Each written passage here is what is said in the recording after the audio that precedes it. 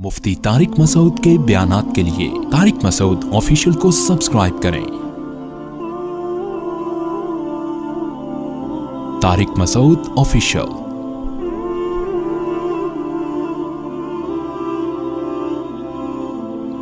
दुनिया में कामयाबी उसको मिलेगी जो असबाब इख्तियार करेगा। तभी तो आज गोरों दुनिया के लिहाज से गैर मुस्लिम ज़्यादा कामयाब हैं, क्योंकि दुनिया के लिहाज से बहरहाल उन्होंने कामयाबी के असबाब हमसे ज़्यादा इख्तियार किए, इसलिए अल्लाह ने उनको नवाज दिया दुनिया में। तो याद रखें, इसी तरह आखिरत की कामयाबी उन लोगों को मिलेगी जो आखिरत में कामयाबी के वो तरीके इख्तियार करेंगे जो अल्लाह उसके रसूल ने बयान किए, जिनको आखिरत के असबाब कहा जाता है। और वो आखिरत के असबाब क्या हैं जो मैंने आयत पढ़ी, वज़रू ज़ाहिरल इस्मि व बातिना। ये पूरी तमहीद इस आयत को समझाने के लिए मैंने पढ़ी है।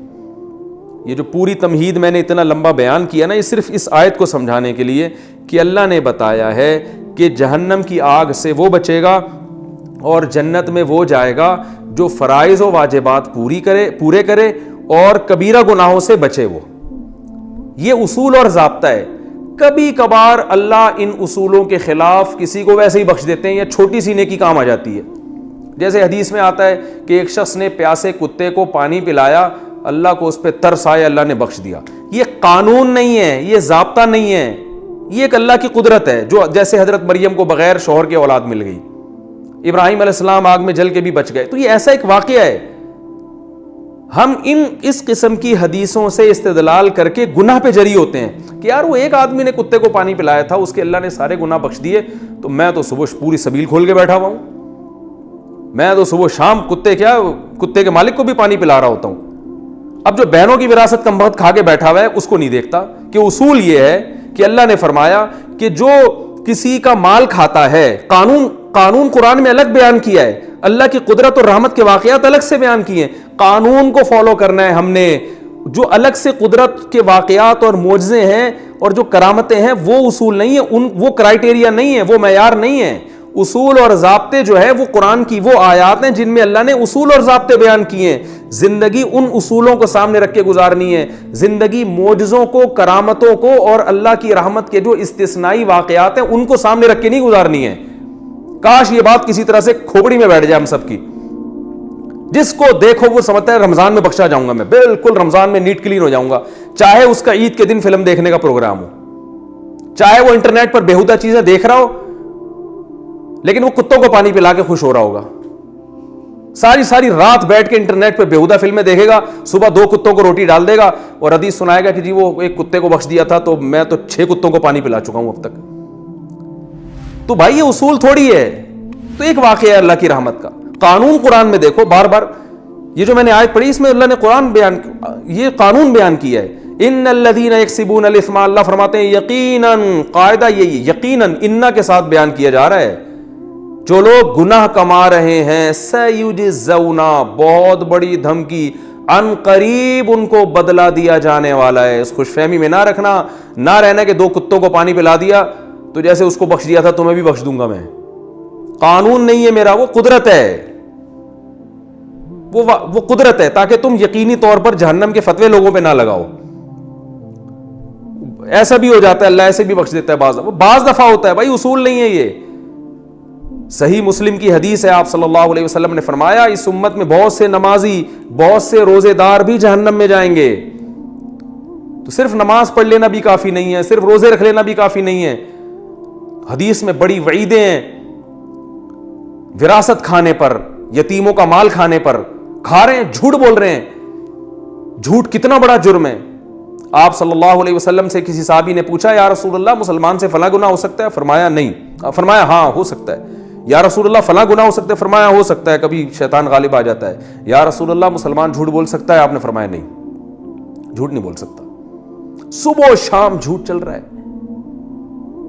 बाप से अलग झूठ, बीवी से अलग झूठ, दफ्तर में बॉस से अलग झूठ, कस्टमर से अलग झूठ। 27वीं रात को समझते हैं बख्शिश हो जाएगी, लाजमी हो जाएगी। रो रो के अल्लाह से दुआएं मांगेंगे, अल्लाह माफ कर दे, आज 27वीं रात है तो बख्शा जाएंगे। भाई उसूल ये नहीं है। 27वीं रात में भी, लैलतुल क़दर में भी उसी की बख्शिश होगी जो रोकर अल्लाह से अपने गुनाह माफ़ करवा ले اور آئندہ اللہ سے گناہ نہ کرنے کا عہد کر لے. قانون یہ ہے کہ 27ویں میں بھی اسی کی بخشش ہوگی. اگر رمضان میں میرے بھائی سب کی ہی بخشش ہو جاتی تو نبی صلی اللہ علیہ وسلم نے روزہ رکھ کے جو غیبت کرنے والی عورتیں تھیں ان کے بارے میں یہ کیوں فرمایا کہ تمہارا روزہ ہی نہیں ہے؟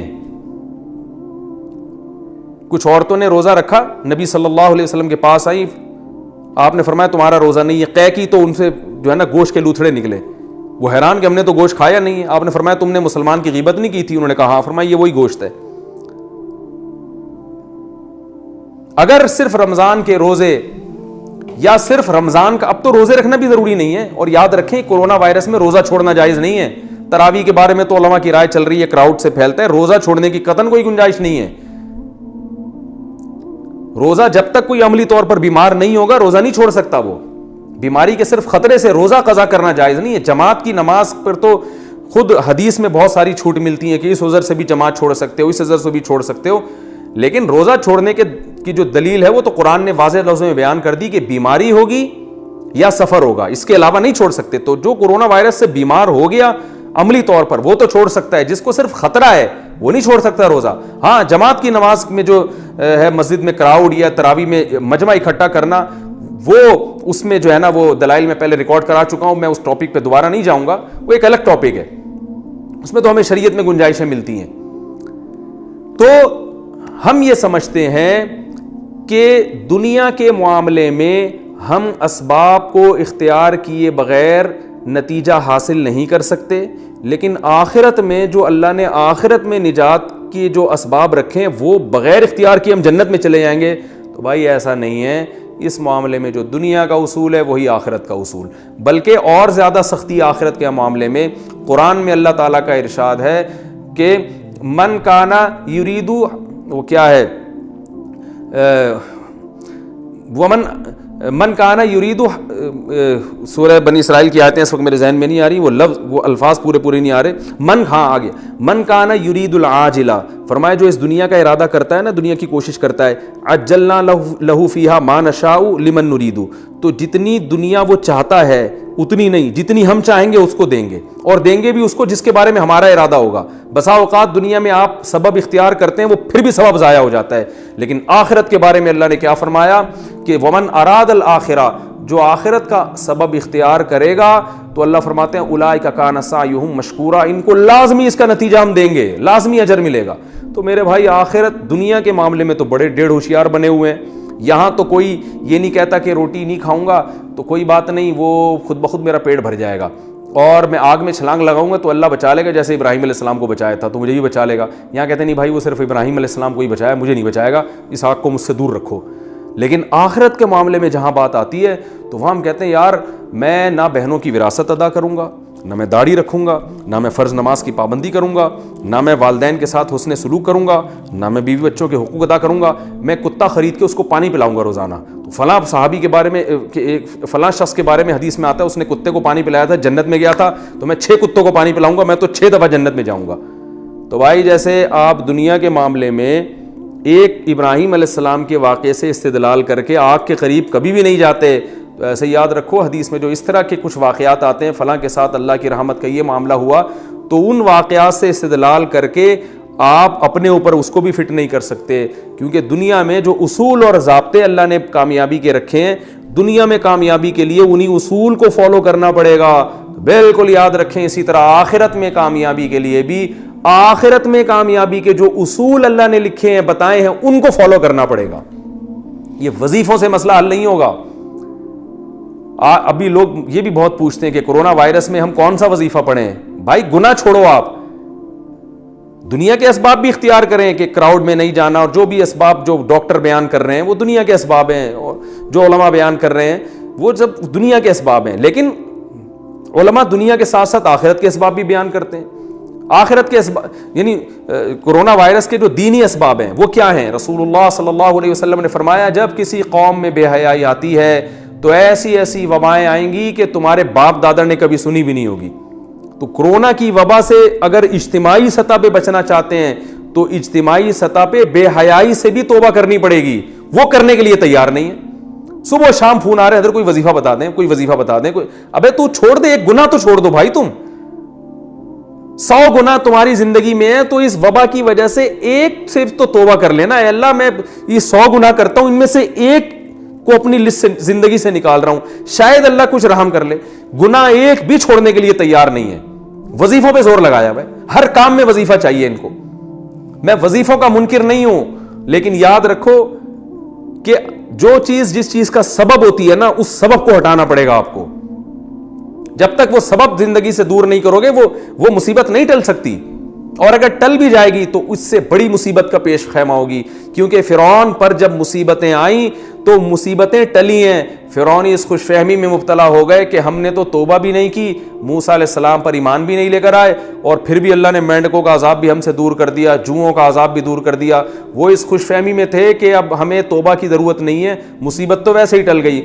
ان بیچاروں کو یہ نہیں پتا تھا کہ بھائی یہ جو مصیبت ٹلی ہے نا, یہ بڑی مصیبت میں ڈالنے کے لیے. اب تجھے سمندر میں پانی میں غرق کیا جائے گا, اس کے بعد یہ چھوٹے موٹے عذابوں کی تجھے ضرورت ہی نہیں رہے گی. تو یاد رکھو, وبا تو آتی ہیں چلی جاتی ہیں, وبائیں ہمیشہ سے آتی رہی ہیں. اللہ کرے یہ بھی چلی جائے, جلدی چلی جائے. ہم کمزور ہیں, ہم اللہ کی سزا کا جو ہے وہ برداشت نہیں کر سکتے, ہم کمزور ہیں. لیکن یاد رکھو, اگر ہمیں توبہ کی توفیق نہیں ملی تو وبا سے ہلاک ہوں یا نہ ہوں, اس سے بڑی مصیبت میں اللہ ہمیں مبتلا کر دے گا.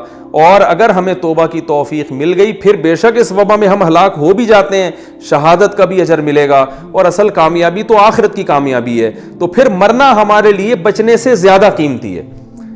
تو یاد رکھیں, جس طرح دنیا میں سبب اختیار کرنا پڑتا ہے کامیابی کے لیے, اسی طرح آخرت کی کامیابی کے لیے بھی میرے بھائی آخرت کا سبب اختیار کرنا پڑے گا, اور وہ ہے گناہوں سے بچنا.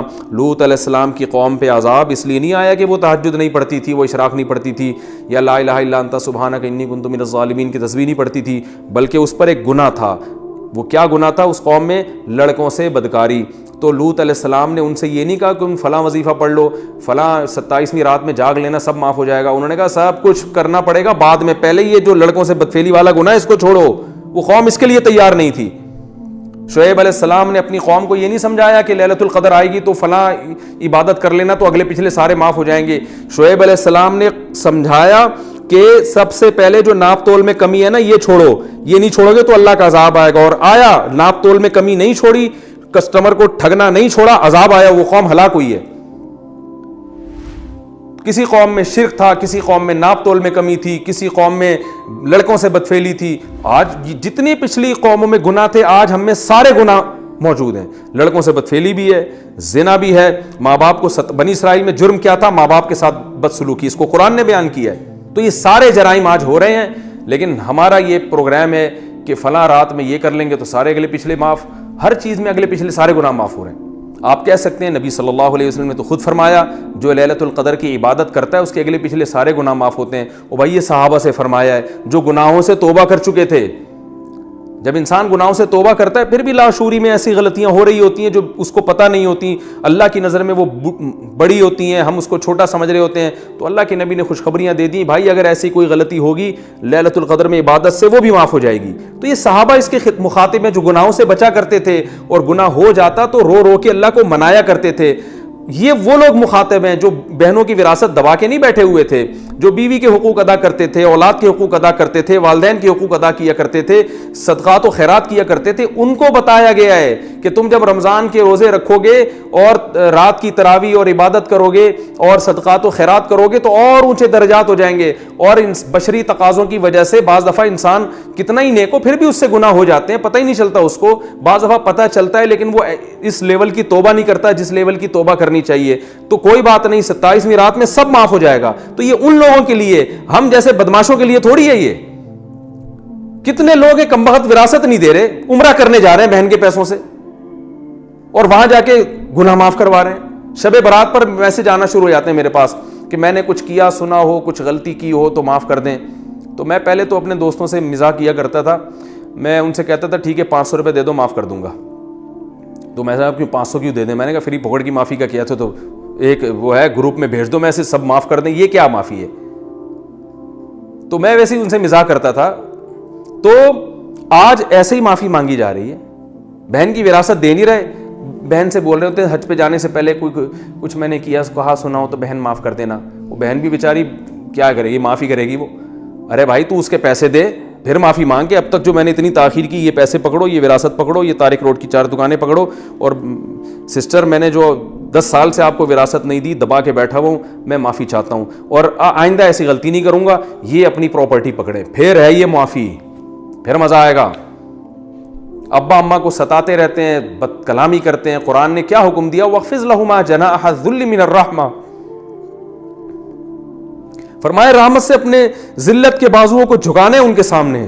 چیخنا, چلانا, بدتمیزی کرنا, گھروں میں چیخو پکار ہو رہی ہے باپ کے سامنے, ماں کے سامنے. عورت شوہر کی ناشکری ہے, شوہر سے اگر زیادتی ہوتی ہے اس کے احسانات تو دیکھو. اینٹ کا جواب پتھر سے دے رہی ہیں آج کل عورتیں اپنے شوہر کے سامنے. میں مانتا ہوں بڑے ظالم بھی ہوتے ہیں, لیکن سارے ظالم تو نہیں ہوتے نا. میجورٹی تو ہمارے ہاں صحیح آدمیوں کی ہے, کچھ ہوتے ہیں خراب ہوتے ہیں, میجورٹی کی بات ہو رہی ہے. اب اگر اس نے کبھی سخت لفظ بات کر لی, کبھی کچھ غصے میں الٹے سیدھے الفاظ بول دیے, وہ بھائی گھر اس نے لے کے دیا ہوا ہے, گیس بجلی کا بل وہ دے رہا ہے, بچوں کی فیسیں وہ اٹھا رہا ہے, خانسامہ بنا ہوا ہے, سارا دن محنت کر رہا ہے, تمہیں تحفظ ملا. تم جو ان بچوں کو پال رہی ہو, خدا کی قسم مرد کا سایہ ہے. اگر یہ مرد کا سایہ نہ ہوتا ان بچوں کو اتنی عزت کے ساتھ نہیں پال سکتی تھی. اتنے احسانات کے باوجود, اتنے احسانات کے ساتھ اگر کبھی اس سے زیادتی ہو جاتی ہے تو برداشت کر لو. نہیں برداشت ہو رہا, ہر بات کا جواب, ہر بات شکایتیں, میرا میاں ایسا, میرا میاں ایسا, میرا میاں, سارے محلے میں بدنام کر کے رکھا ہوا ہے. اور اسی طرح معاملہ عورت کے ساتھ ہے. کتنے لوگ ہیں بیسک حقوق ادا نہیں کر رہے, بیویاں کما کے ان کمبختوں کو کھلا رہی ہیں, اور وہ جناب عمرے پہ جا رہے ہیں, اپنی آمدن ساری لگا رہے ہیں کہ جو ہے نا وہ صدقات و خیرات کر رہے ہیں, اور پتہ نہیں کیا کر رہے ہیں. جو پہلے اللہ نے جن کا بنیادی بیسک حق بیان کیا ہے, بیوی بچوں کا, اپنے ماں باپ کا, وہ ادا نہیں کر رہے.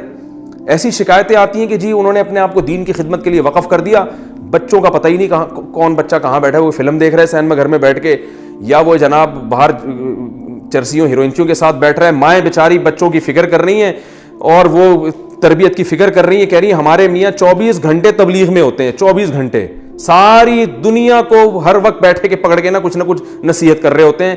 گھر میں بچوں کو ٹائم دینے کے لیے تیار ہی نہیں ہے, 1 منٹ کے لیے نہیں گھر میں بچوں کے پاس آ کے بیٹھتے. تو سب سے پہلا حق تو اپنے بیوی بچوں کا ہے. قوا انفسکم واہلیکم نارا, اللہ نے فرمایا سب سے پہلے اپنے آپ کو, پھر اپنے گھر والوں کو جہنم کی آگ سے بچاؤ. ان کو بھی, اور آگ سے بچانے کا مطلب یہ نہیں کہ ہر وقت لٹھ لے کے ان پہ بیٹھے رہے, ان کو کچھ محبت بھی تو دیں, ان کو یہ احساس ہو. بچوں کو باپ کے بارے میں احساس ہونا چاہیے کہ جیسے ہی گھر میں آتے ہیں ابا کا نصیحت کا پروگرام نہیں شروع کر دیتے, بلکہ ابا کو ہم سے ویسے بھی محبت ہے, بیٹھتے ہیں گپ شپ لگاتے ہیں, خوش ہوتے ہیں, پھر نصیحت کرتے ہیں.